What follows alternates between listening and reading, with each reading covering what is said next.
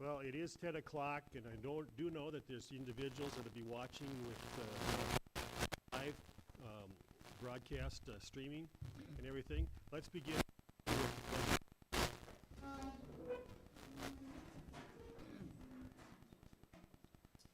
I pledge allegiance to the flag of the United States of America and to the republic for which it stands, one nation under God, indivisible, with liberty and justice for all.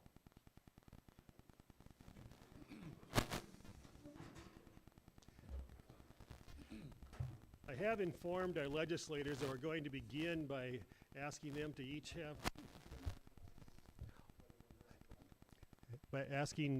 asking each of our legislators to make a few comments on the front end. So I'm going to call on Senator Randy Lim.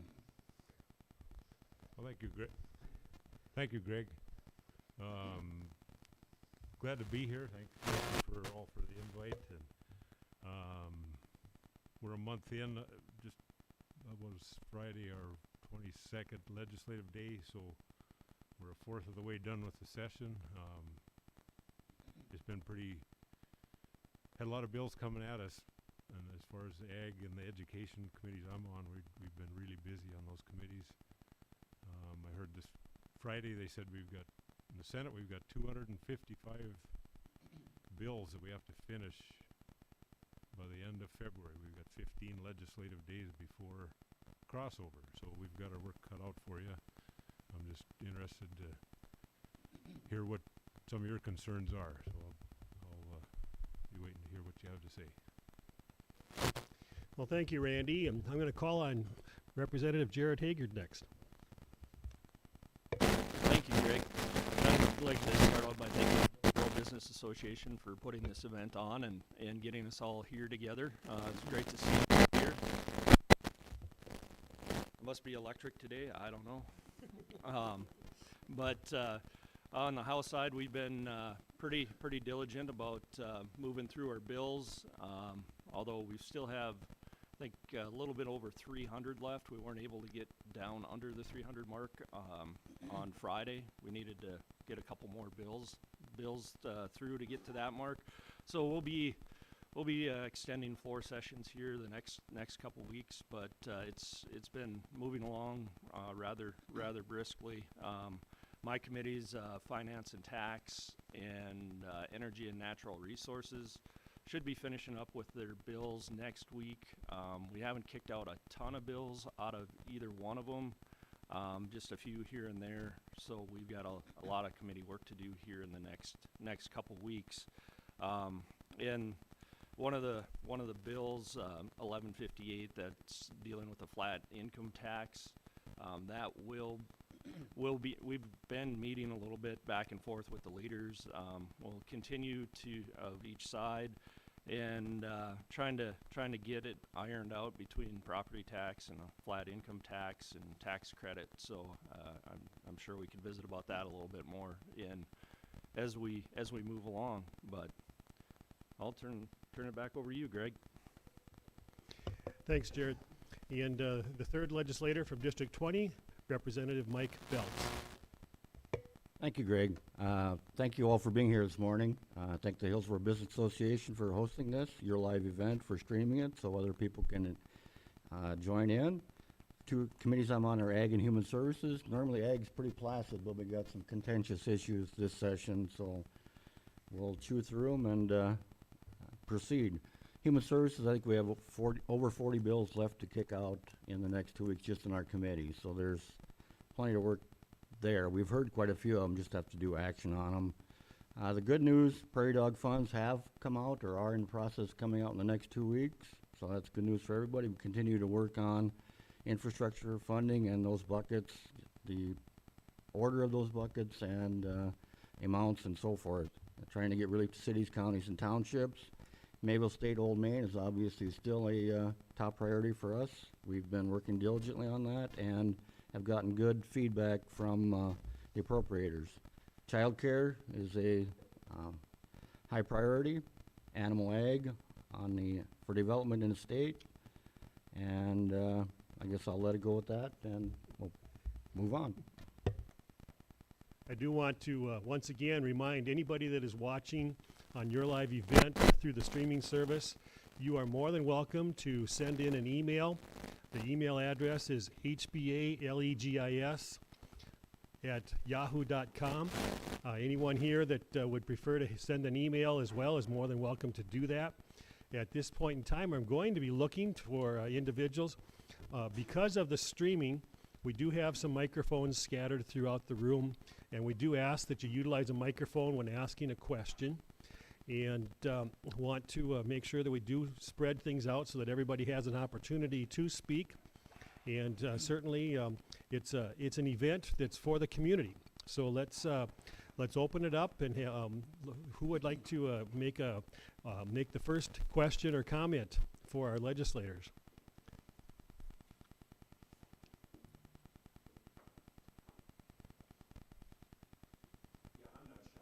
Okay. So Mike, I'm sorry, Representative Wells, talked a lot about childcare. Can you expound a little bit on bills that I know you and I have talked about, and what you've got going on and what the direction is, and kind of that big,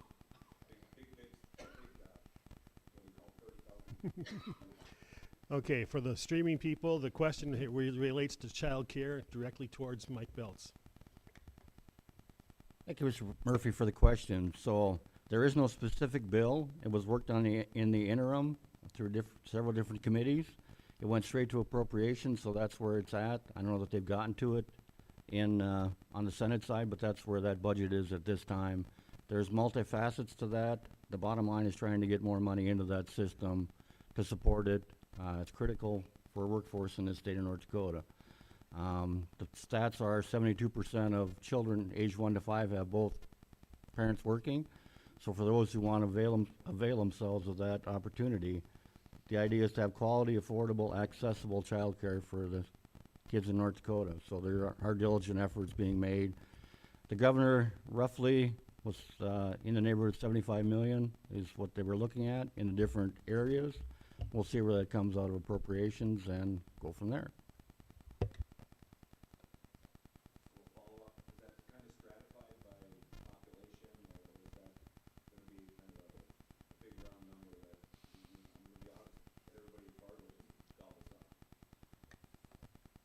Yeah, thanks for the follow-up. Yeah, it'll be targeted across the state. It won't be stratified in that way. It'll be available to all, try and get it out to all the communities, not just Fargo, but beyond, and smaller communities as well.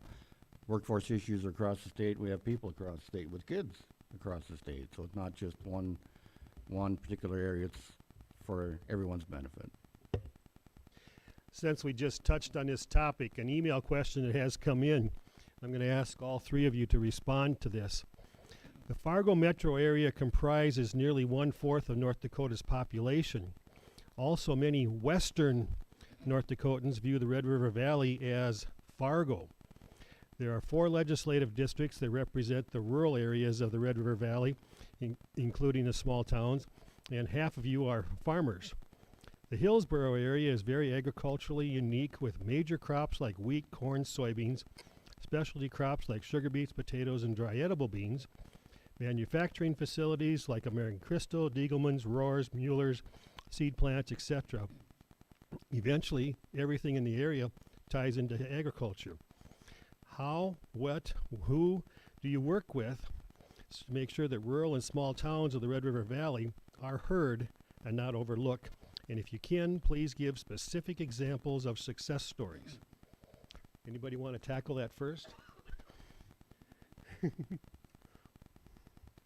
Well, that's a great question, and I think a concern of all of ours that represent rural districts, not just in the Red River Valley, but across the state. I think one of the things that we can point to as a success is during last session, we worked, with legislators from all over the state, whether it's Grand Forks, Fargo, Bismarck, Dickinson, to help secure funding for Mayville State's boiler project in the natural gas side of things. It when we are in session, at least I get the impression that everybody's there looking to work towards things that benefit not only their district but the whole state. And it really is the number one overarching concern, in my opinion, that we look at the state when we're in the chamber. There's different perspectives, and you've got to take all perspectives into consideration as we're deciding to what to put into Century Code, what incentives to take and move forward, or move the state forward. So I guess with that, pass it on to Mike. Yeah. There again, great question. No question, District 20 is a rural district. There isn't any agency or any part that doesn't affect somebody bigger, that doesn't affect smaller communities as well. The needs are just different.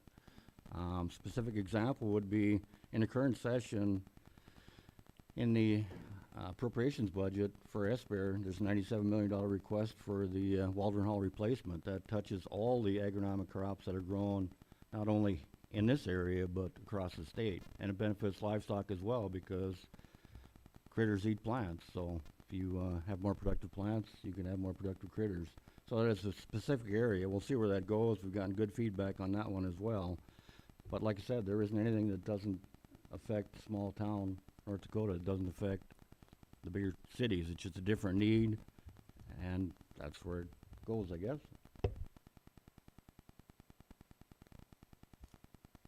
Yeah, as the other two have said, that's a good question, and it's a big question. I think we've got a pretty good group of legislators who are focused on ag issues and the smaller communities,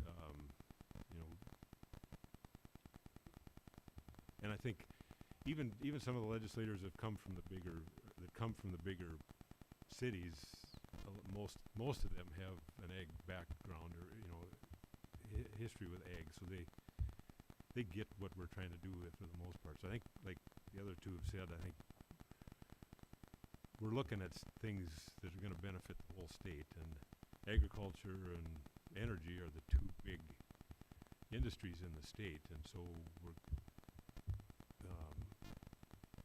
we're making sure that we're keeping, especially the ag part. Is from my perspective, that's where my focus is, and we're working to make sure we keep that front and center.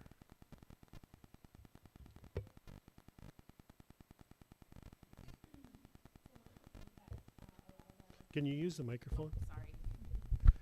One of the things that a lot of our small towns face in North Dakota is infrastructure needs. Here in Hillsborough, we're dealing with streets and old pipes and those kinds of things. Is there anything coming that might be able to help with some of these small towns with their infrastructure needs? We obviously have different revenue streams in some of the bigger towns like Grand Forks and Fargo. Should we start with you this time, Randy? Sure, I'll start. I know thanks to the good oil prices over the last while, the buckets have filled. The prairie dog buckets have filled, and they're in the process of getting ready to start sending that prairie dog money out to the different communities,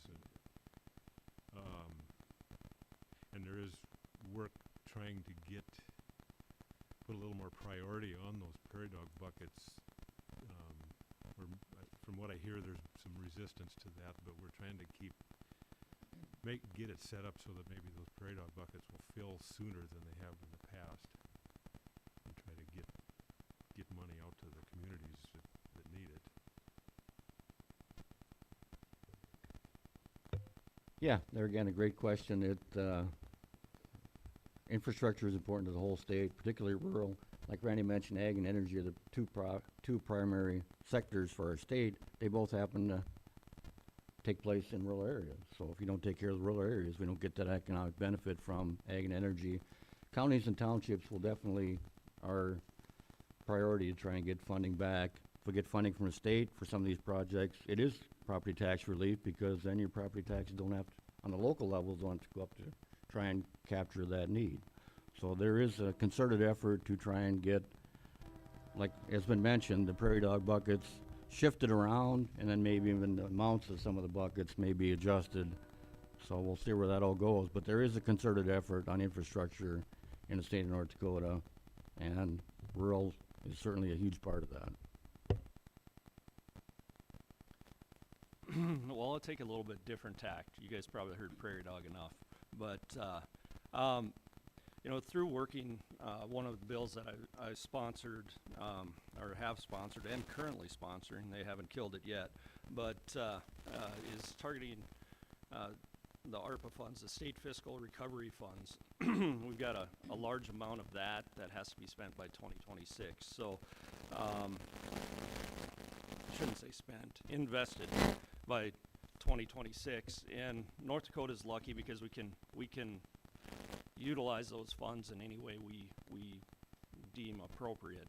So through this other bill, I had a couple other conversations with legislators, and it kind of ties into the last question too, but the teamwork that is out there, and you know, we're past the bill submission deadline, so what is coming, what will be an amendment that will be forwarded. I don't know what the committee will do with it because it goes in front of the House Appropriations Committee, but it's the Department of Environmental Quality's budget. That's House Bill 1024. And through conversations and just questions about, you know, what is it looking like with, you know, with different appropriations members, was able to get an appropriator to take and put an amendment on. I could put one on, but they might listen to somebody on their committee a little bit better. So the proposed amendment to House Bill 1024 is to utilize $25 million from the state fiscal recovery funds, or ARPA dollars, through the Department of Environmental Quality to help communities with populations under 10,000 on projects dealing with lead pipe and wastewater. So with the federal government focusing on lead pipe removal, we asked different departments, and DEQ is like, this is the #1 issue facing our smaller communities, or those communities under 10,000. So I guess that's one of the targeted areas that I think of with the smaller communities, and it would be a little bit of a cap on their the top of my head. I remember the big dollars, but yeah, and it would be matching funds dollar for dollar, and the grants may not exceed $500,000 per community. Now, we might not end up with that dollar amount, but I do think there will be something within the fund for projects like that. So. Thank you very much, gentlemen. Once again, for those that are streaming online with your live event, if you want to text a question in or email a question in, hbalegis@yahoo.com. Is there another question from the assembled group here within the community center here in Hillsboro? Okay, we've got another one over here. First of all, I'd like to thank our legislators for their service. Unlike many states, we don't have lots of staff behind what the legislators do, so they do get to read a lot of stuff. I've been in the Bismarck many times this month and last month, and people are working early and late trying to go through all the bills that have come through, and it's a vast number on lots and lots of diverse topics. So, again, thank you for your service. I specifically advocate on the soybean industry, and we've had the opportunity to work with all of our legislators this year. And an earlier question said, who do our legislators work with? And those of us that are in agriculture in rural North Dakota have had great working relationships with our legislators. I happen to live in this district, but many people outside of our district have commented on how wonderful it is to work with our specific legislators on ag issues. So that's sort of the commentary part. If you guys could talk just a little bit more about the rural roads and bridges funding, specific issues, because we have put a lot of different focus on that so that as we look at value-added ag, we certainly have a way for the crops to get from the farm to the processing plant. Well, since the other two guys started with questions, how about you, Mike? Mix it up a little bit here. Yeah, that's a great question. Representative Thomas and I believe Representative Hagert's co-sponsoring the bill. And correct me if I'm wrong, I think it's $100 million per biennium for roads and bridges for counties and townships across the state. So that's one piece of it. There's also another bill sponsored by Representative Thomas out of Velva that specifically targets infrastructure around new developments in ag processing, whether it's ag processing or value-added ag, whether it's an elevator, anything like that, a feedlot, any kind of ag development, because some of these projects are pretty large, so the impacts get to be more than the locals can support. So what the grants will do is help with infrastructure around those facilities when they go in, whether it's county, township, whatever it may be, related to those issues, because usually one of the roadblocks getting those developed is the locals say, yeah, great, but we can't afford that because the infrastructure is more than we can bear. So there is that picture, or that piece to try and plug one of those holes. Since you're sponsoring the bill, Jared, anything you'd like to add? Well, Mike covered it excellently. I really can't add much more than what he had. But it is, you know, like you said, the funds are structured, you know, $100 million for the biennium, just to try and not cause too much inflationary cost by piling more projects than what the construction industry could handle in North Dakota, given any biennium. So. Thank you very much. Any addition? Let's kind of open it up here. It's wide open for anybody that would like to ask a question, make a comment. Someone, if you would be willing to speak into the microphone, we would greatly appreciate it. Angie?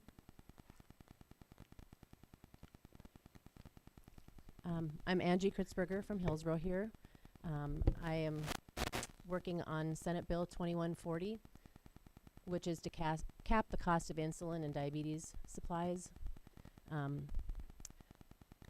few comments, if I may, and that is a question for Senator Lem. He's in the Senate side, so this is where the bill is currently sitting. In the Human Service Committee, it was given a recommendation of a do not pass. There's been some amendments and some things that have gone through it, so for anybody that is trying to understand this complex issue, it is a plan to cap the cost of insulin at $25 for 30-day supply as well as basic diabetes supplies. We currently are covered underneath Blue Cross Blue Shield, and we pay $5. After the last legislative session of this bill being killed, Blue Cross Blue Shield the same week offered us the $5 copay as a plan member, and we've been finding out other people. We have been given a little bit of an attitude about this bill. Particularly Senator Kristen Rohrs, who sits on this committee, called it a polished turd. That was a temperament of what this bill is. We get a feeling that it too many people to affect. It's not enough people to affect. Some bills, some carriers have co-payments, some don't have co-pays, and it's very frustrating to see this kind of attitude towards a piece of legislation in a committee. Right now, I'm not sure where it stands. I guess my question for you, Randy, is you're not on appropriations, you're not on the Human Service Committee, you're more ag and education. But two questions. Do you know where the bill stands right now? Legislative Council has told me it's, with the first few days being done, it probably should go back to the Public Employees Benefits Committee if it doesn't make it back. But it's probably going to land on the floor for a vote. So I'm wondering if you could tell me what the temperament of the Senate floor is as conversations have been going. Something that we learned last session, I know it's complex, but within that piece of legislation, and it has been included, is a formulary. So everybody that takes drugs, you have formulary and non-formulary. Formulary is your top tier drugs, non-formulary your generic drugs. There is no generic insulin. There's a company that takes the same thing and offers you Bush Light by the same company, or actually American Crystal, same quality of sugar, but with a generic label on it. There's only one company that's doing that we know of. So it's the same thing, same product. There is no change to it. So that formulary, what the insurance company does is people will say, well, why should we pay for your supplies? We're actually paying for your premium. Every diabetic that's on the plan, they negotiate the drug prices with the pharmaceuticals. The Sanford plan would get $2 million for every diabetic on the plan that they've negotiated. That was last session. It was over $2 million. They use that money to subsidize everybody on the plan. It's not going to the diabetic to get affordable insulin, going towards the bottom line of everybody paying. So that is included. The other thing is it's emergency mandate, meaning we don't want people to die waiting to get affordable insulin. If you've read about it, in Minnesota, Alex Smith passed away from not being able to afford his insulin. 465 people accessed insulin through that act, just across the river. I want us to be North Dakota nice. I want people to move here. I don't want, the daycare things for young families, health issues. And yes, this is one disease, but it is a burdensome on the healthcare system. I lost an uncle at 58 who was never able to get access to a lot of things for his care. And I'm very passionate, because our daughter has it. But I'm just wondering, what is the temperament on the Senate floor about this bill?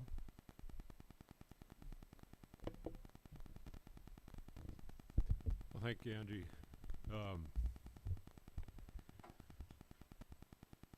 There's been discussion about it amongst, I've been in several conversations with it. I'm not really sure how to answer that. It's kind of, a lot of times we wait to see how it comes out of committee. And I just was talking to Senator Lee about it just before we started here, and I wasn't able to quite finish up with her. You say it's come out of the committee with a do not pass recommendation. I don't know that for sure. I'll take your word for that, though.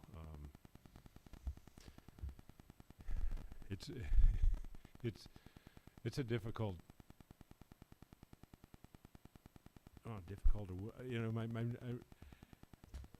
I know you guys. It's one of those things that I know it's life and death, and I struggle with it because generally speaking, I don't like government getting involved in setting prices and that kind of thing. But this might be one of those cases where we probably have to do something to try to get something squared away. I've heard comments from people. Appropriation leader is made the comment that for an old drug it shouldn't be costing this much, but a couple of companies have dominated the market on that. Basically monopolized the market, so they're charging what they can because people have to have it. So that's the unfortunate part of it.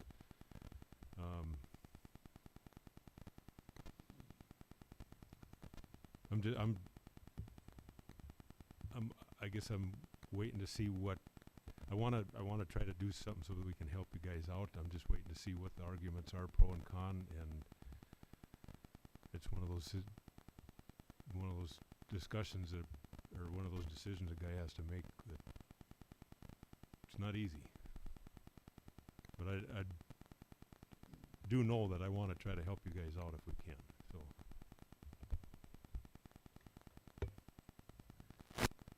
Is there another question or comment that we would like to address as well? Brenda?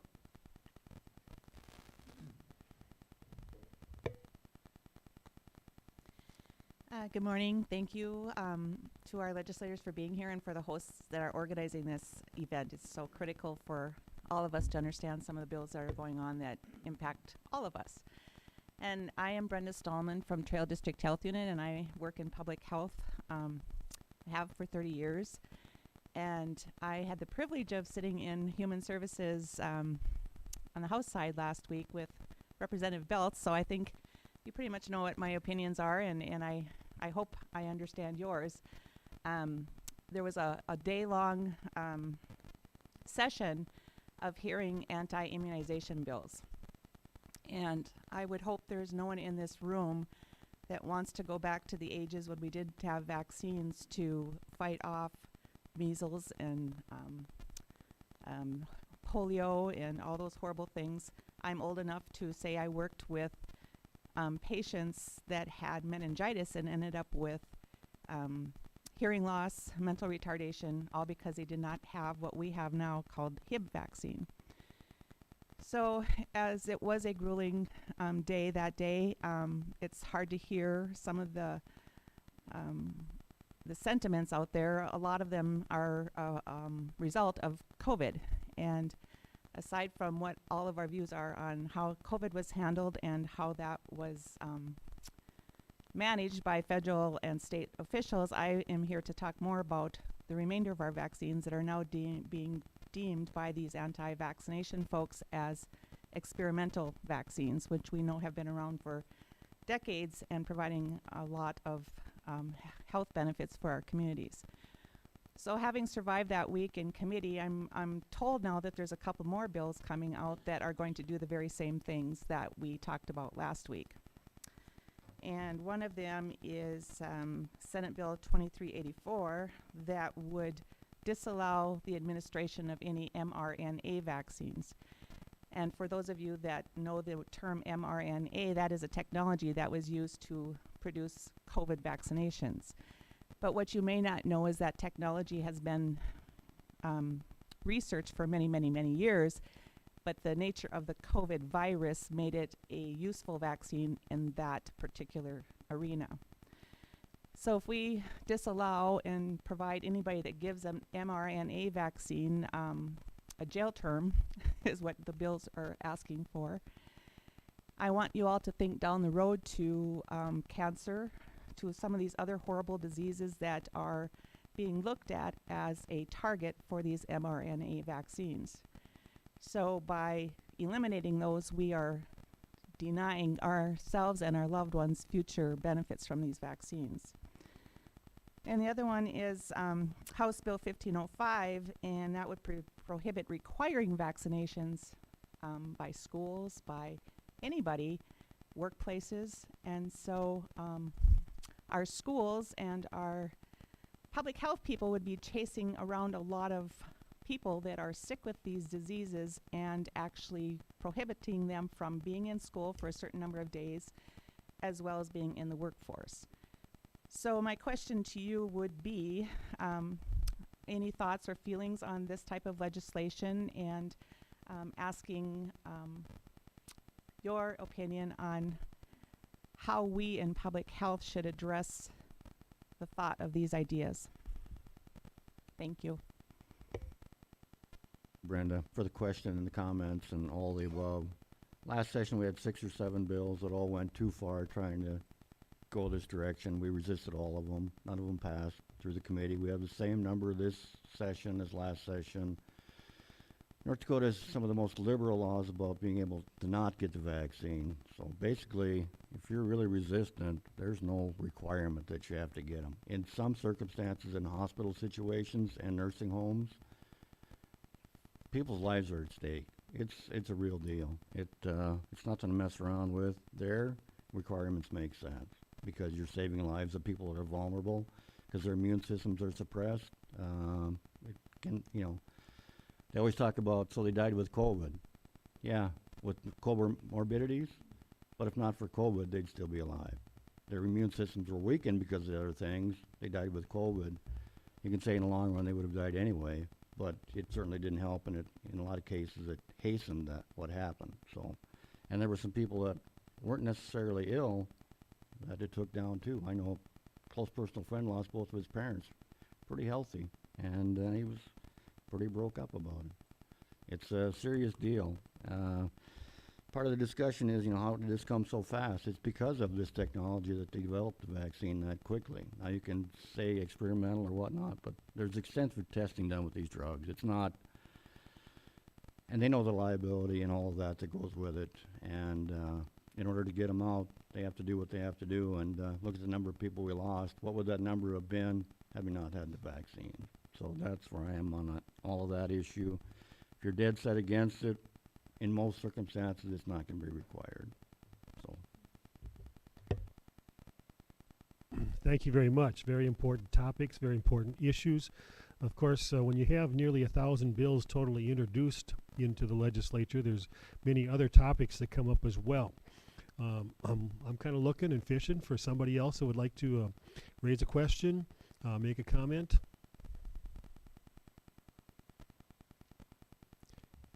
Tom?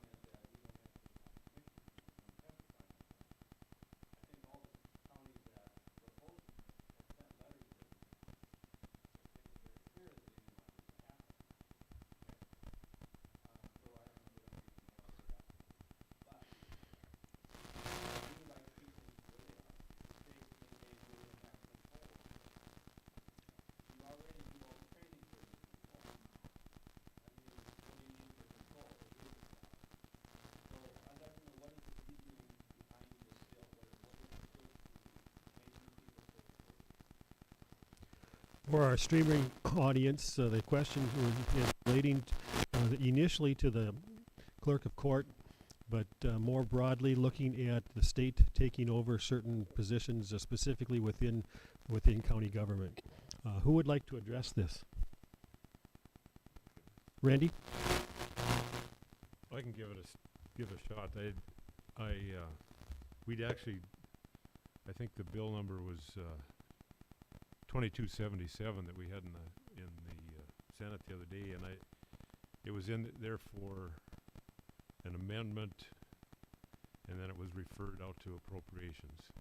So we haven't actually had a chance to vote on the bill yet.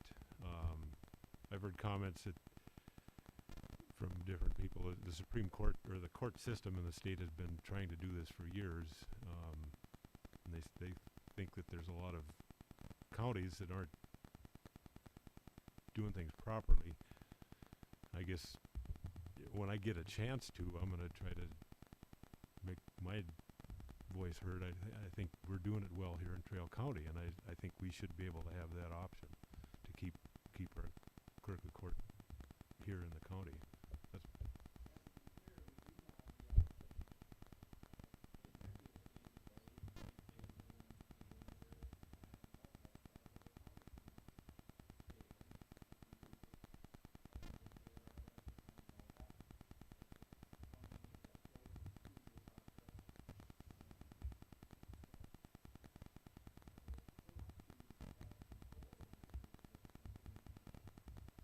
Well, I guess I'd share that concern with you. I think I'd like to see it stay the way it is. If you've got that option, go ahead and do it. But I'd agree with you, Tom. Either side from the House? Well, I don't think Mike would disagree. I think the more we can maintain local control and in any of our entities, we're better off. I mean, that's kind of central to me. I just looked up the bill here and haven't had a real chance to look at it. We've been, since it's on the Senate side, there's a couple that you look at, but you know, I guess my opinion is if it does make it across, we'll have to take and work on it. Maybe propose an amendment to switch it back, or see what form it comes over in. But as long as we're doing it successfully, I don't really understand what the push is behind this. I do know that there's another issue that is coming along, very, very similar topic, and that has to do with zoning ordinances. Anyone like to comment on those? This one off. So there's another bill pertaining to animal ag and ag development in the state of North Dakota. It's a two-part bill. County site analysis, where potential sites could be that could develop this activity in the counties. Site analysis, what they have access to, rail, roads, electricity, water, all those things. You put it up on a map, and then it's held confidential until somebody comes looking for something to do in those lines. And it doesn't necessarily have to be animal ag, it's also value-added ag, any kind of those projects. So that's one part of the bill. The other part of the bill is for township zoning ordinances relating to those topics. Easy button for them to try and get their ordinances up to date. It'd be a grant program, $500 per township that applies voluntarily. It's not forced on them to update their zoning in those regards. Because currently there is anything you do there has to have a permit from the state. Basically what the state says, you can adopt ordinances stricter than the state, but you have to justify why you have those ordinances in place. It can't be just because we want to zone them out and keep them out of the area. You have to justify why that is. Do you have sensitive waters, whatever the issue is, and that will be handled on a case-by-case basis from the state. So that locals still do have input on it. It's just, you can't just say, we just don't want them, and we're going to zone them out. And that's happened in the past around the state. And it is being done right nowadays. There's lots of examples. It's not the old open lagoons and stuff running everywhere. The manure is injected. By the way, that's fantastic fertilizer for crop ground. So that's some of the stuff relating to zoning for counties and townships. I do want to repeat again that the legislative forum here in Hillsborough is sponsored by the Hillsborough Business Association, and the live streaming is being provided by the District 20 GOP, and we appreciate everybody that is gathered here already, as well as those that are watching online. We still have plenty of open time. If somebody has another question, comment that they'd like to make, let's hear from you. Tom?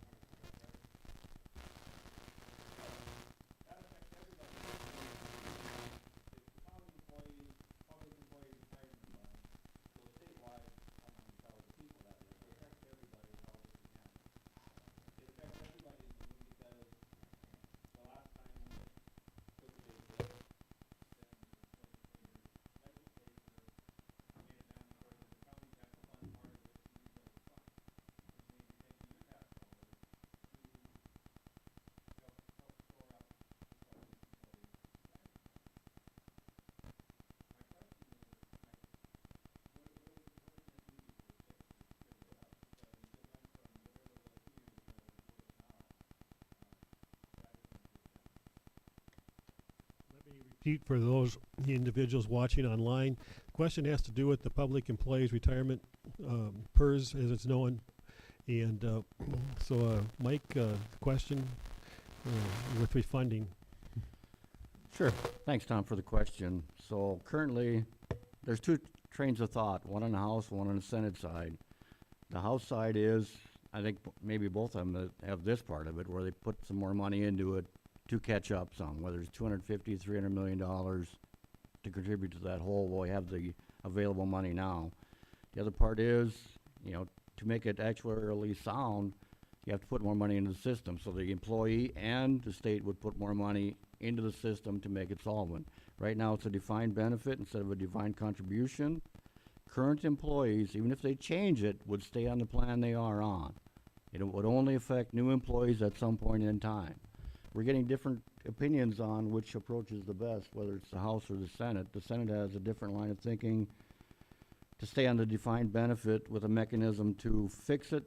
Since it's on the Senate side, I have not heard the details of that. On our side, it's defined contribution. Going from defined benefit to defined contribution is viewed as a fix. And this still, it fixes it, but it still takes a long time to get there because you adjust over time to get there. You can't fix $1 billion hole overnight. So that's, from my perspective, where I see it sit. Maybe Randy could comment to the line of thinking on the Senate side. Yeah, thanks. Discussions I've had about that, I've gotten some emails concerning it and talking with our appropriations leader and the thinking on of the emails I've gotten and our appropriations leaders that the defined benefit program is going to be better than if we would shift to the defined contribution program. Their thought is it's not going to cost near as much to fill the gap in the defined if we stay with the defined benefit plan as it would cost if we move to the defined contribution. And there already is that option that you can go either defined benefit or defined contribution. Currently, the way it's been going, very few people that come on the system choose the defined contribution. So, I guess I'm kind of leaning towards. I can't remember what year they thought it would be. If we stay where we're with the defined benefit program, they've got a year and I can't remember. It's probably 15, 20 years out before it will finally be sound, but I guess that's what I know about it now.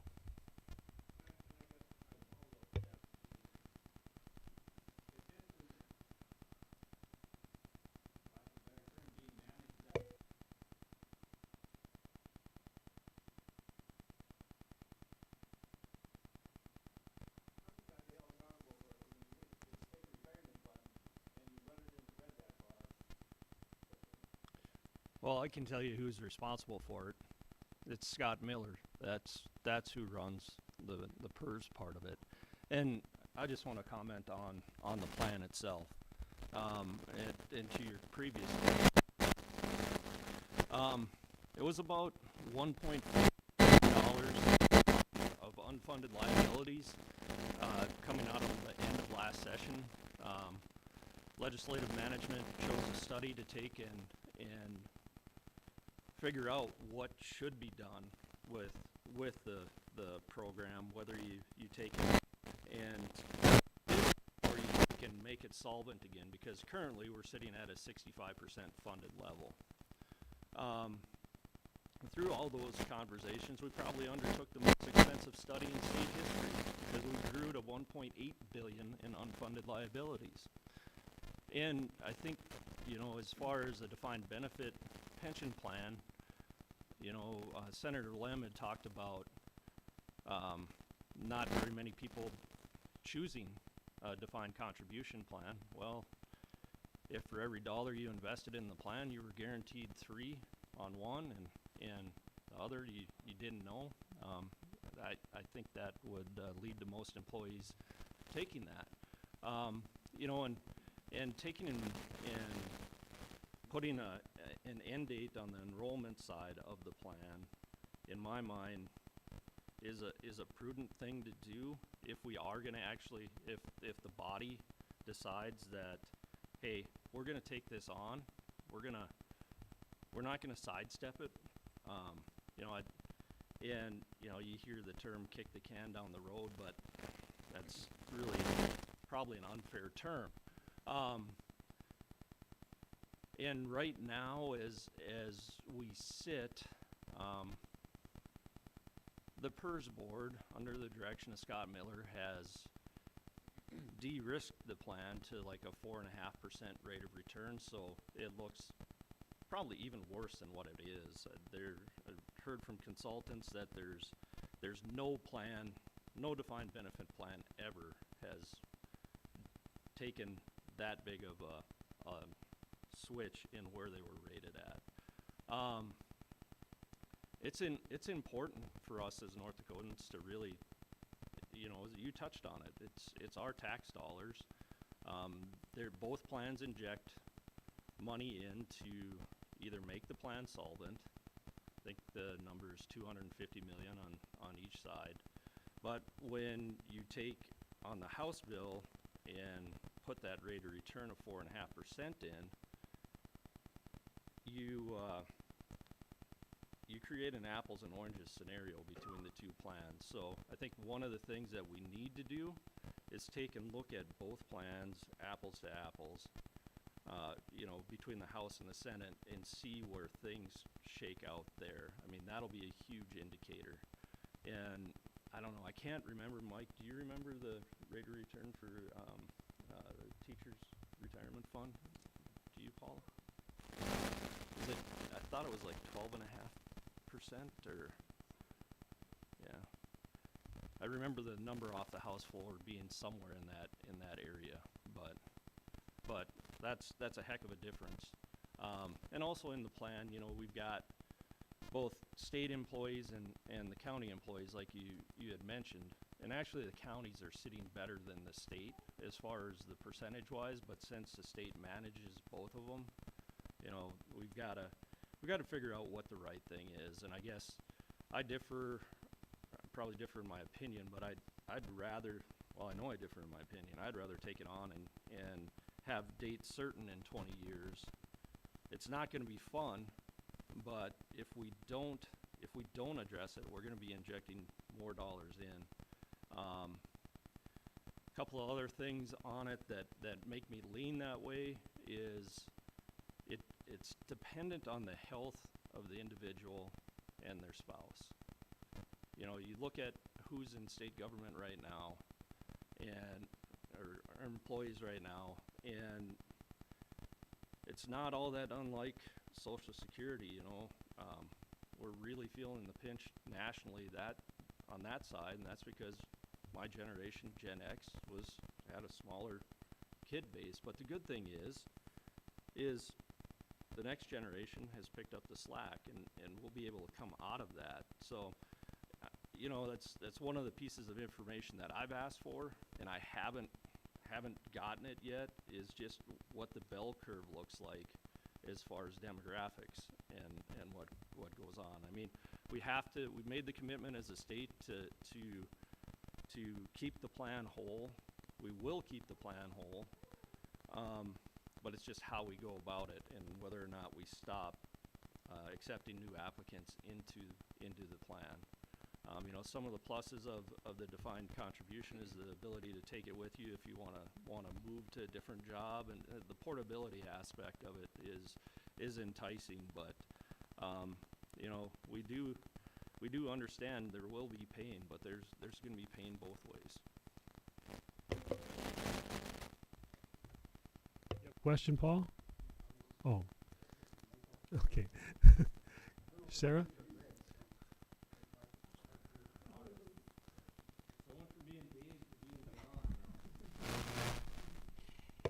So for this particular district, Mayville State is really critical to the economic viability of this legislative district, especially Trail County, and our workforce development.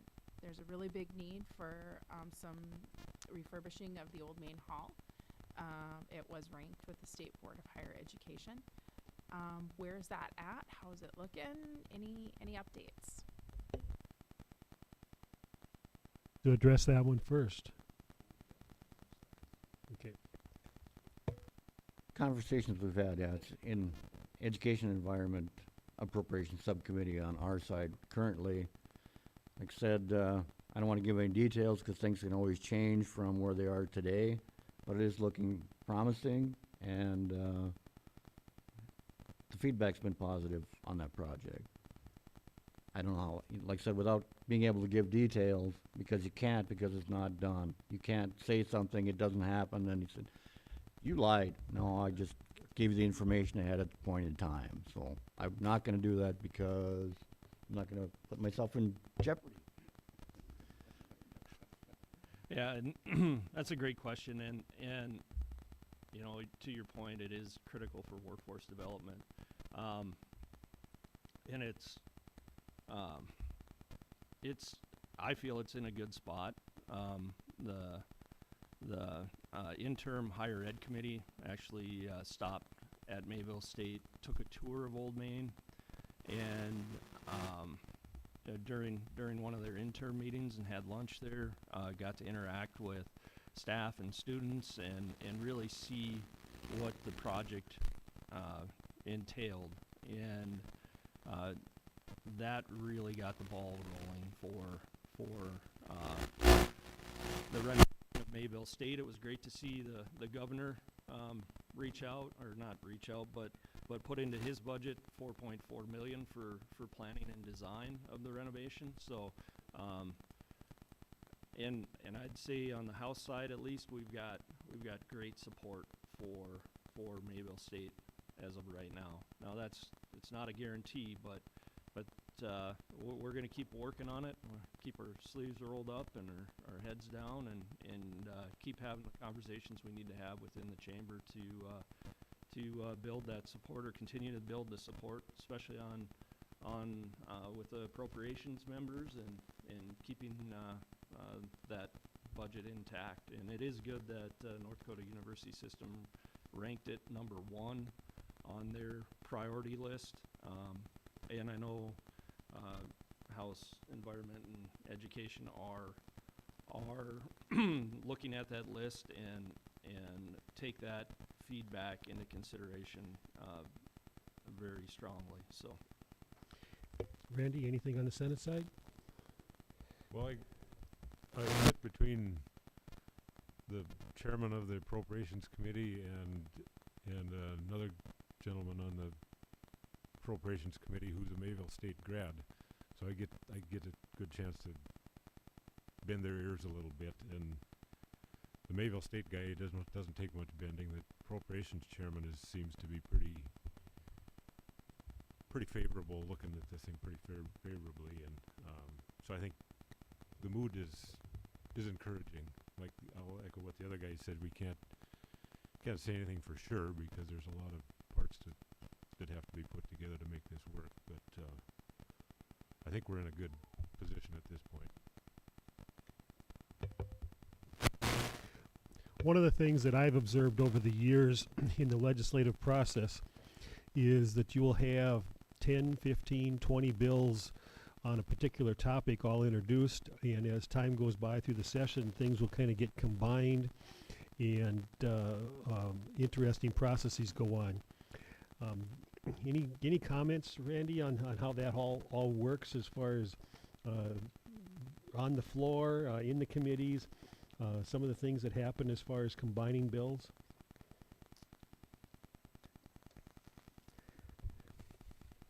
Well, that combining bills, most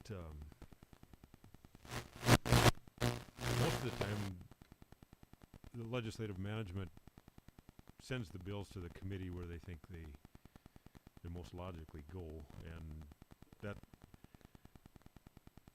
we tend to do. There's certain days when we have hearings on certain bills, and then we take other time to do committee work, and that's where we kind of try to hash out the differences. If there's a couple of bills that are similar, we try to we take a look at them and try to make them mesh up if we can, or sometimes we know that we've got a bill on one topic in the Senate and there's probably another one similar in the House, so then we try to take a look. We kind of look at what those guys are doing, and we try to take that into account. Well, if they've passed their bill, maybe we don't need to pass ours, or maybe we pass ours, and then send it over to them and see what they do with it, you know. So, it can be a pretty fluid situation a lot of times, just trying to make things all fit together.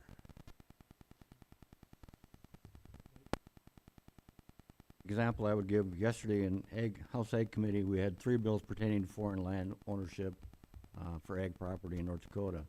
All of them have different nuances in them. At some point in time, we'll look at all 3 of them, take the best idea, either the best bill or pieces of the 3. One will come out as a do pass, the other will be do not pass, just because we've got the vehicle, try and put that one in the best shape. You don't need 3 bills to do the same thing, so that's the combination and how things get put together and go from there. Jim? No. There's a microphone right there on the table.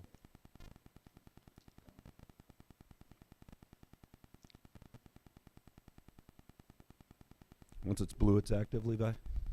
Okay. Mike, you brought it up. 1503. And that's the bill relating to prohibition of foreign ownership of real property and to provide for a retroactive application of that amendment. Yeesh.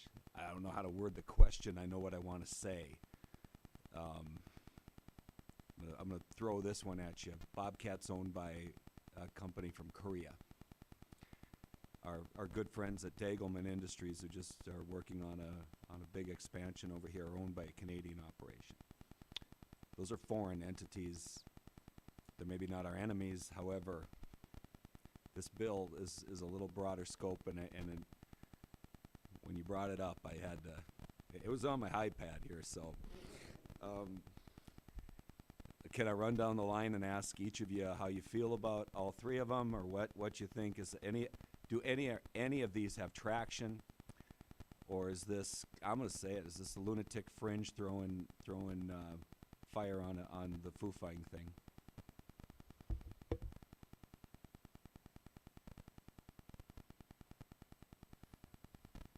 Well, since I'm the first one to hit the blue button, I'm not these 3 bills. I think, to your point, we've utilized foreign direct investment in the state of North Dakota in a positive manner. There is another bill that probably will have traction around creating a entity within the Ag Department for review of agricultural land sales, and that's probably merited, but that was probably more aimed at an individual in the computer industry buying farmland in one of the counties within our district. Practicing on not naming names because of house etiquette, but no, I don't see the need for these bills. It would severely impact investment in North Dakota, and we want to make sure that North Dakota is open for business. We have other processes in place, and whether or not it makes sense for the state or the community it's going in, really kind of drives it. But it's something I think that just doesn't really fit, at least in my opinion. So I'll go next. Yeah, the one bill that had the retroactive in was actually hog housed, and he brought an amendment that basically replaced the whole bill. So hog house is whatever the bill was, it's gone. They replace it with something else. All of it's gone, not just bits and pieces. They take the number and start from there. And it was hog housed. Like I said, the retroactive part came out. We didn't get any time, even the committee didn't get to see it before it came to committee, the amendment. So we have no idea what it actually, some idea. There was concerns voiced by the Greater North Dakota Chamber in bits and pieces. They had questions on that particular one. The other one, from Senator Clemene had a amendment, again, that would, not a hog house, but an amendment that would exempt Canadians, Canadian firms and businesses, because a lot of the wind towers, all those sites are, most of those sites are Canadian owned. And then it would exempt leaseholders. So if you didn't own the property but leased it, then you wouldn't be subject to the rules. And the other one, which Jared referenced, would be a committee of various members, some appointed by the governor and other places. That one seems to have a little traction. The Ag Commissioner supported that one. We'll see where it goes. It is being driven by the Fufeng controversy in Grand Forks. That's not the reason I signed on to one of them. It's just foreign ownership of ag land. I don't think it's good policy for the state of North Dakota to give up our property to somebody else. The one comment, and it's a stretch, but at what point do you cease becoming North Dakota because somebody else owns it? I mean, that's a long ways to get there. I think the numbers cited were like 343,000 acres in North Dakota are currently owned by, are foreign owned. The total land mass in North Dakota is, I think, north of 25, so it's still a pretty small piece, but at the same time, not necessarily looking to give any more of it away or let any more of it go. So I'll stop there. Well, I guess in the Senate, we've got the luxury of waiting to see what those guys come up with. But Jen, I think I'd echo what Mike said. I'm a big believer in private property rights, but I think I draw the line at foreign ownership of farmland. But to Jim's point, you know, we do have a lot of stuff that's foreign owned. Like you mentioned Bobcat. China owns that Cirrus aircraft plant up in Grand Forks, so they're already in the area.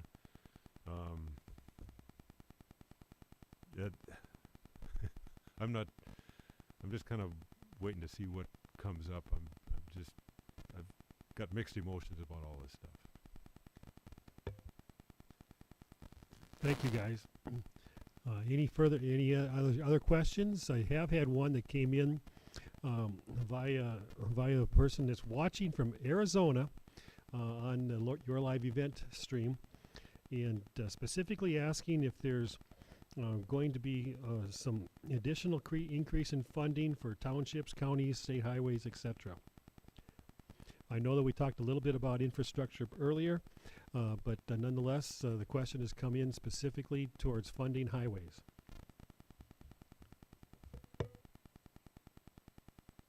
I'll take a stab at that first. I know we talked about the prairie dog buckets. You know, that doesn't necessarily mean an increase, but hopefully we'll get the money here sooner. I know there's some highway funds that got stranded last time because of, I can't remember why, but anyway, there was like, what was it, 10 million I think that got stranded. They couldn't be sent out because of one reason or other, and I can't remember that, but they're working on getting that straightened around. I know Senator Weber from Castleton and Senator Wanzik from Jamestown, those two guys are kind of taking the lead on this stuff, trying to make sure that townships and counties can get a higher priority on some of this stuff. And they are meeting some resistance in the Tax and Finance Committee. I heard that yesterday. There's some of the Western guys aren't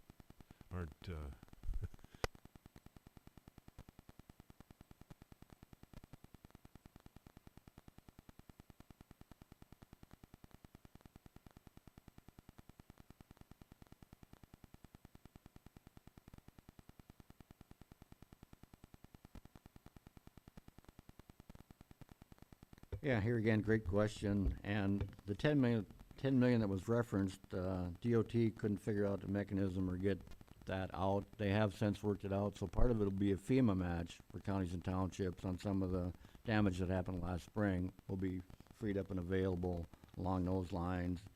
It is, like we've mentioned, in different areas, different opportunities. There is a concerted effort. There is resistance. I mean, most people live in town. They want their needs met. Everybody's looking out for their backyard. That's kind of how this works. But there is, you know, North Dakota's a rural state.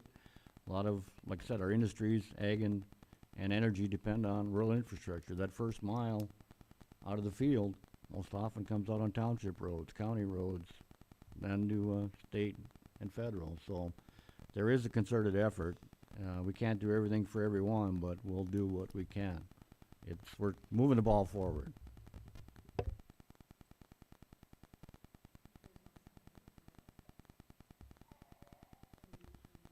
Check, check.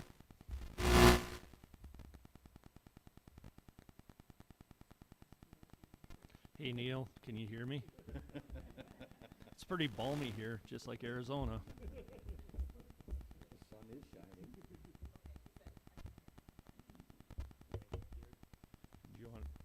Did he hear Mike? Okay. Well, Neil, since you asked, appreciate the question, but no, we've talked some about the prairie dog funding and the efforts to remove the state infrastructure and investment fund. I always get those two I's mixed up in there, but removing that out of the prairie dog formula so it comes at the end and opens up and provides reliability or certainty of funding from oil tax revenues. You know, I know that's been discussed. There's some other opportunities too to increase funding for highways. You know, currently North Dakota leverages a lot of federal dollars, and sometimes they get stranded, like Mike had talked about. One of the proposals, and I'm not even sure where it's at, even if it's on the House or the Senate side within the DOT budget, but was the option or the opportunity to take and put the motor vehicle excise tax, to take that out of the general fund in the biennium. That'd be about another somewhere in that $130 to $150 million back into the North Dakota DOT. To help with some of the needs there. You know, it was originally in the funding formula as far as how even prairie dogs funded, or how the funds are dispersed. So, but in I think it was 1960s when that went in, and by mid 80s. It was all aimed at the general fund. Then 2 bienniums in the 2000s, it had been allocated a portion of it to DOT. So that's one way to get more dollars into the system. You know, but I guess I'll stop there.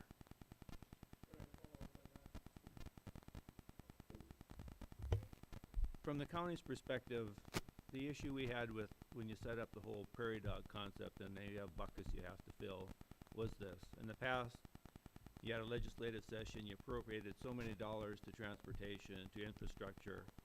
The counties knew how much money they had coming in, and you could go and plan from there.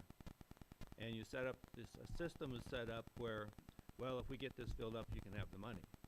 And so this got pushed back, and we finally got some of the money.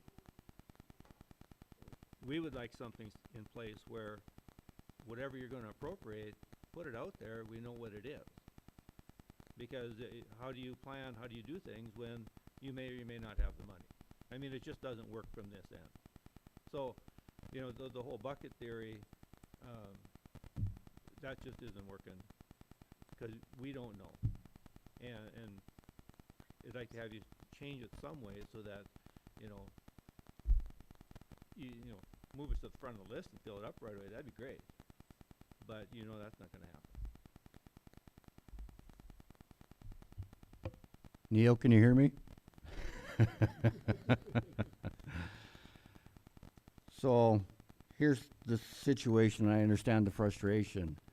Half of North Dakota's budget right now is currently tied to oil. When the price of oil fluctuates, 3 sessions ago we were emptying every cream can, cutting budgets significantly to balance the books.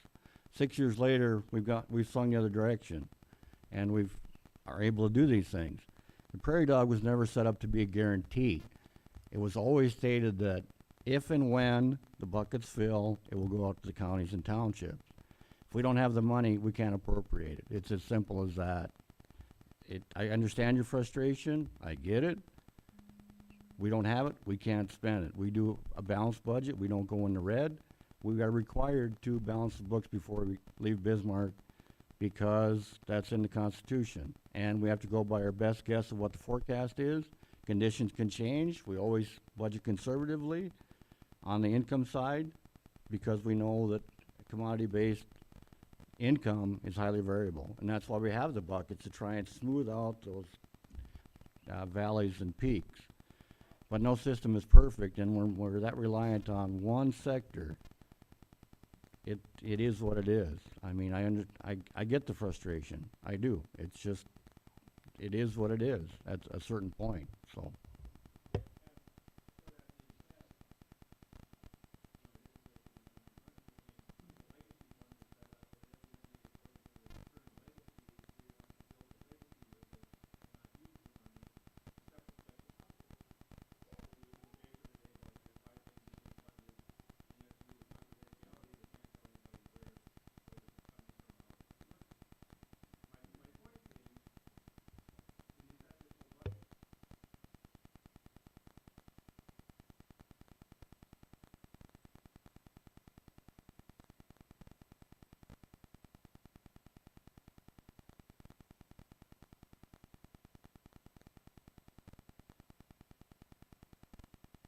you're gonna do it, but still, let's go back to the simple concept of make a plan, tell us how much money we have, and we can go from there.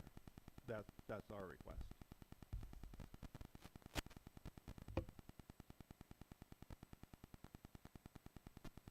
Yeah, it all makes perfect sense. It's how do you set up a system? Right now with the buckets, it's an opportunity to go above and beyond what we have, and it comes and goes. Legacy fund, the investments you're talking about are money that could go back into business in the state.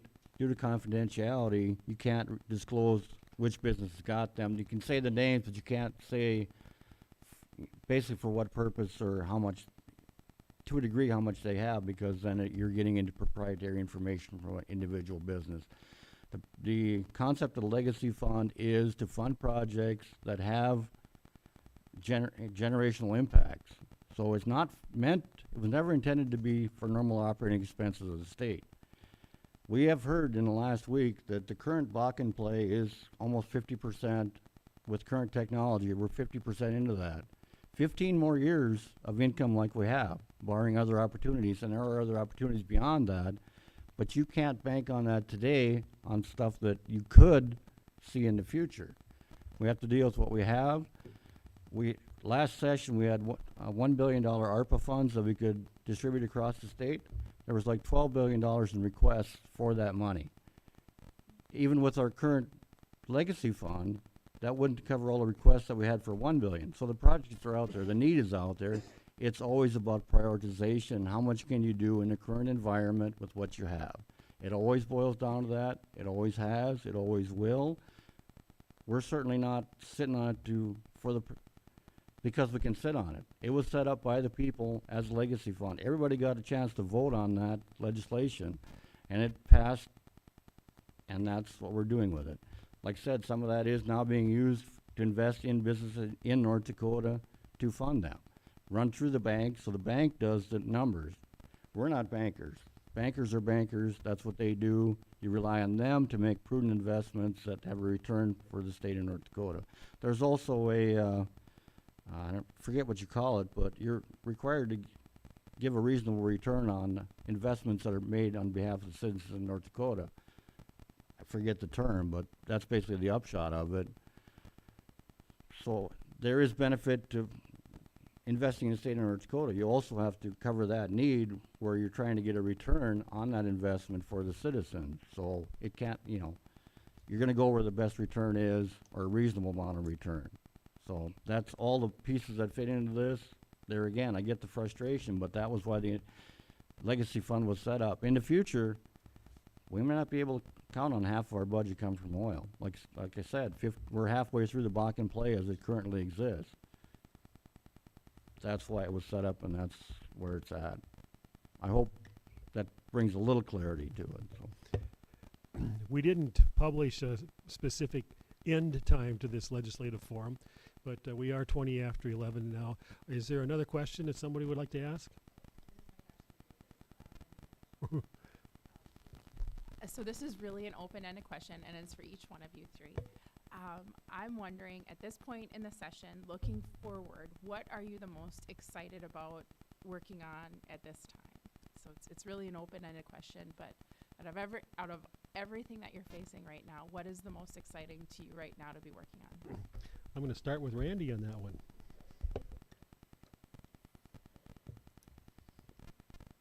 I guess we just,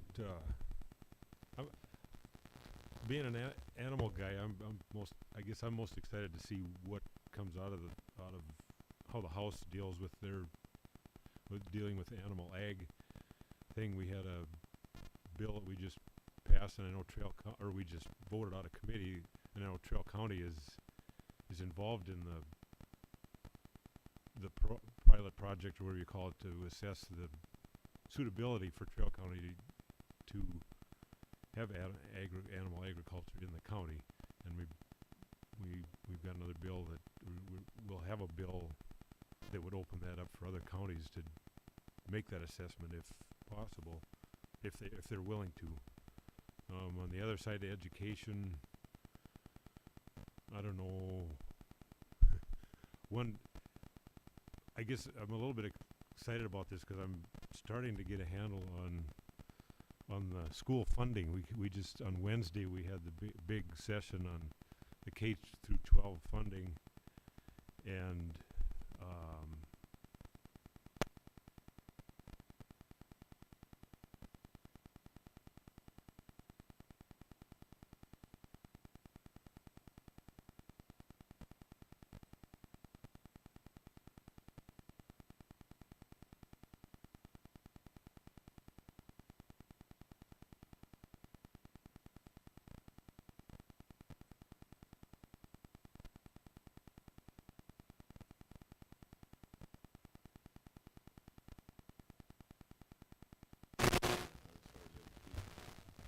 Thank you, Randy. Mike, what are you excited about? Well, dang it, you started with Randy, so I'm going to repeat what he said on the animal ag front. Because of the soy crush plants that are coming into the state, that is a huge opportunity. Protein is important. Soybean oil, the spin-off industries that could be developed in the state of North Dakota is huge with that part of it, and the meal is animal feed. So that is huge on that side. On the other side, the child care, what we can do to support that for the workforce and move that forward. That is a critical piece of it, and we're not going to get all the way there, but we're going to make a pretty good step in that direction. You can't do these things overnight because there is some resistance there. None of these things are slam dunks. There are people that say,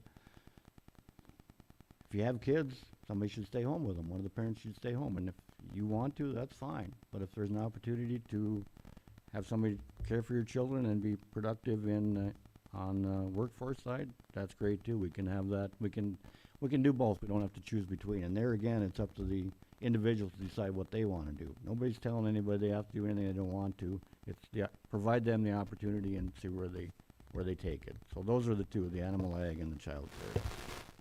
Jared?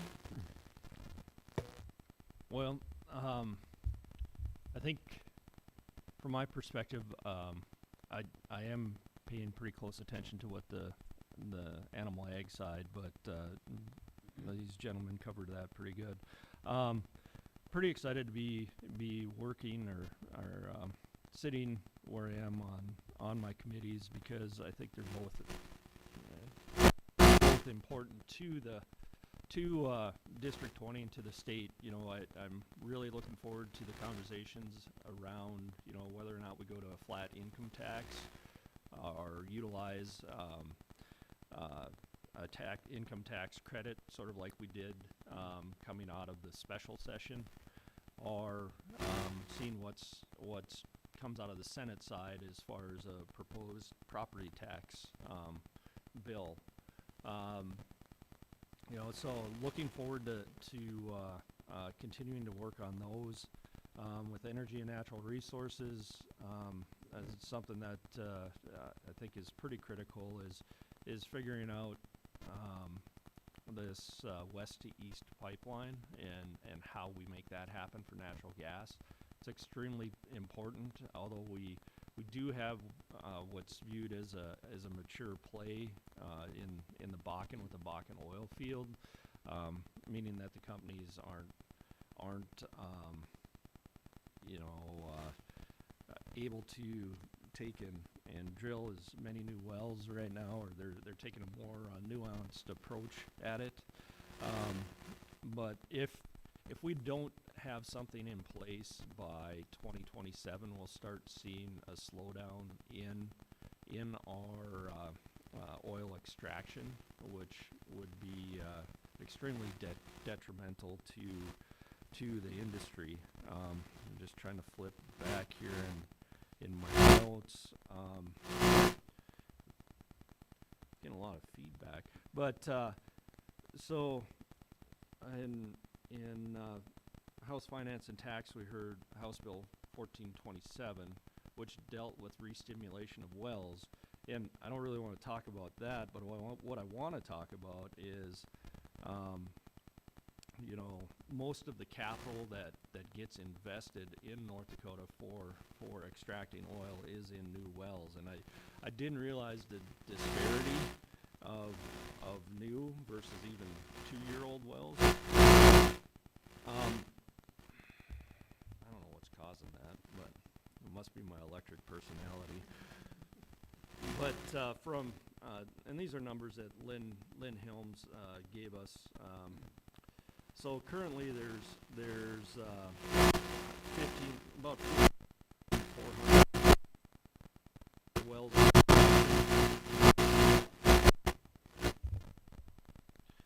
And when they're first drilled, they basically pump out 1,700 barrels a day. Within 2 years, the average for barrels produced out of there is 370. By the time they're 6 and 7 years old, you're down to 100 to 125 barrels a day. And by the time the well's 10 years old, you're lucky if you're at 35 barrels a day. And that's where a well would be considered a stripper well, that you've stripped out all of the available minerals underground or hydrocarbons underground. So, you know, it really illustrates a point of why the capital is really focused on moving or drilling new wells. But there are options, whether it's a carbon natural gas mix or enriched natural gas. There's different technologies that are being utilized and looked at. So I don't know. I'm pretty excited about that. I really look forward to working on it, and the discussions around the tax side of it. They're very important to us as North Dakotans, and yeah, I just want to say thank you again for hosting this forum for the Hillsborough Business Association and the live streaming of the event. I have had one more thing come in on not a message through the email system.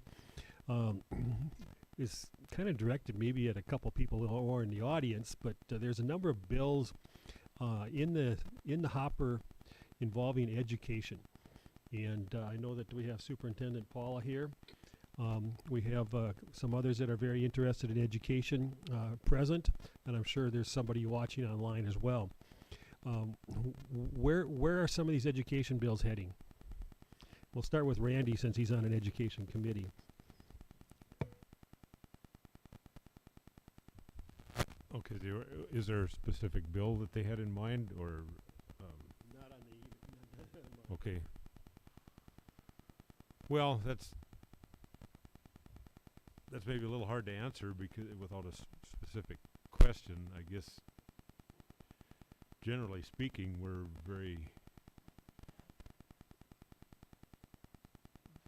trying to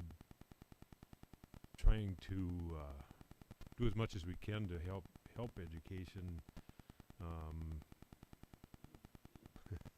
I'm not sure exactly how to answer that without something specific, but You're Andy, like the. okay. Thank you. Sorry, Paula Suda, superintendent at Hillsborough School. There's a lot of common sense bills out there, and then there's a lot of not common sense. The kitty litter in schools is not happening anywhere in North Dakota, and so thank you to all of you guys for understanding that. You know, the funding bills we're looking for is to fully fund education, and of course to help with teacher pay, because we need to retain teachers. We have shortage of teachers, shortage of counselors, shortage of administrators. There's lots of bills out there. We just hope you guys keep your focus on those for fully funding education. School construction, everyone knows in Hillsborough here, you know, we're looking at our buildings. Our legislators have all been to our schools. They've looked through all of them. We've showed them all the goods and bad parts. Our buildings are old, and all the school superintendents that you visited with this week here in Bismarck, we were all out there and we visited with these guys. We have old schools. We have old buildings that people think can last a long time, but they're starting to fall apart. And so the bills out there right now are for like construction loan percentages that really doesn't help us too much. But we're hoping in time that we can get some different kind of grants or loans to help schools that don't have a lot of enrollment, because small rural schools, we don't get the tax base like the big schools do. And then mental and behavioral health. That is a huge issue. COVID didn't help it. Now we have even more issues, and if parents could keep kids in school before school program, school, and then after school program, they would. I mean, they're always looking for more help with their kids. But we need more help too, because we're running out of counselors. Our teachers and principals are doing all they can to help these students and the parents and to get services, and it's really difficult. So I really help. It really helps that you guys listen to our emails, our phone calls, our texts. You reach out also back to us to what our opinions are on those. That's really important, because hopefully we're the leaders in that area and we can guide you the right way. Well, Paula, since you mentioned that the guidance counselors part of it, we just passed a bill out of committee dealing with that, because it's been very hard. I think they have a threshold or whatever of one counselor per 300 students, and there's not an abundance of counselor type people available at this point the way it is. And then some of the smaller schools,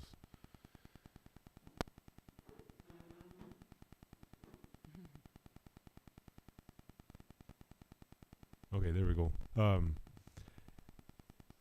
Trying to help out some of these smaller schools, because they, you know, if they've got 150 or 200 kids, you know, so we're trying to expand what the definition of the counselor.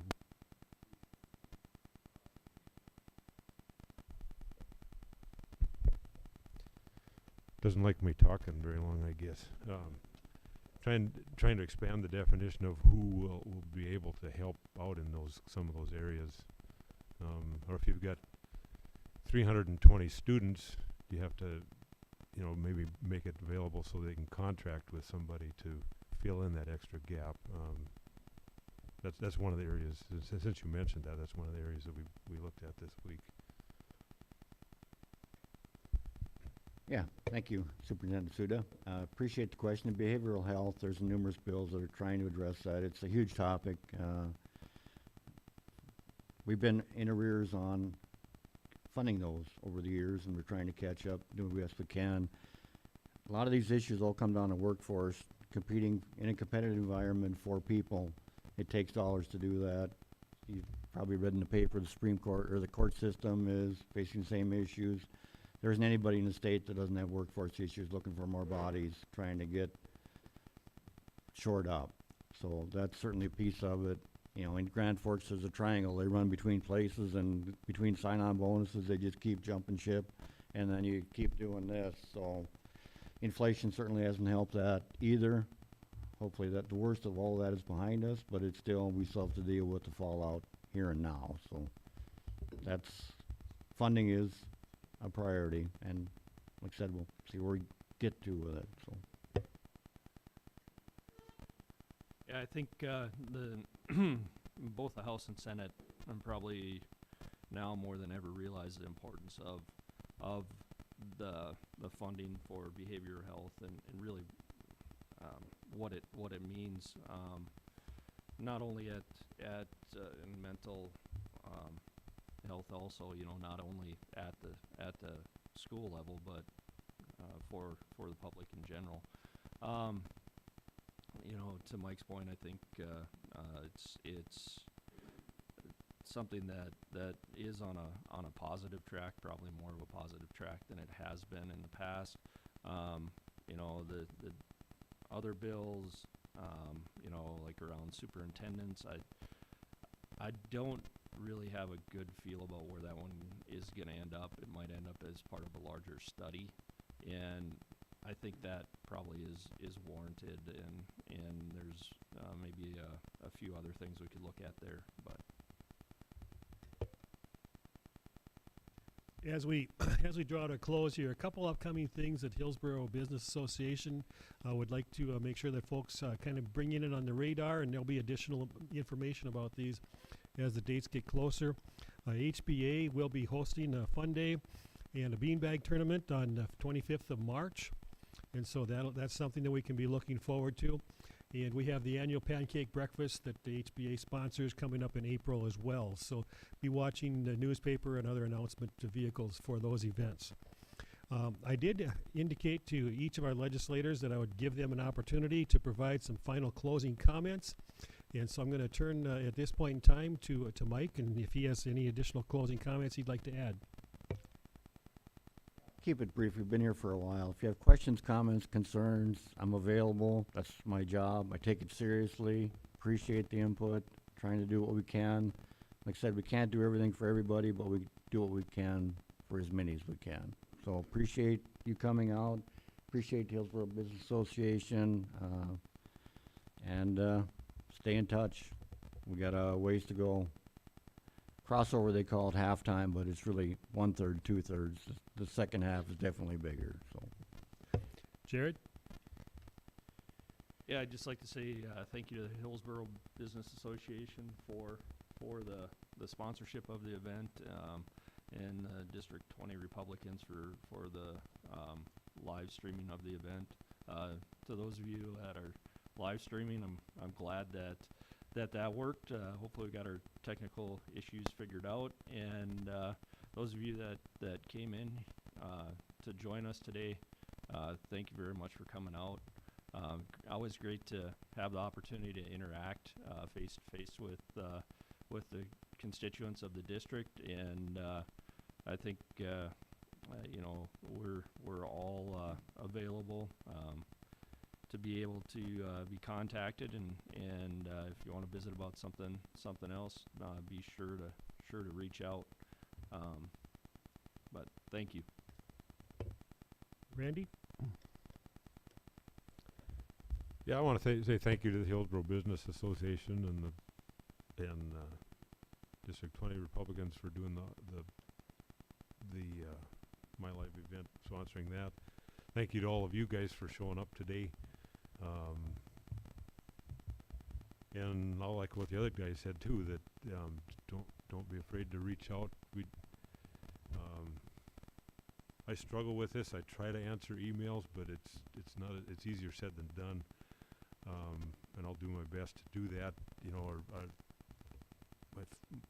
I'll take text messages or phone calls, whatever.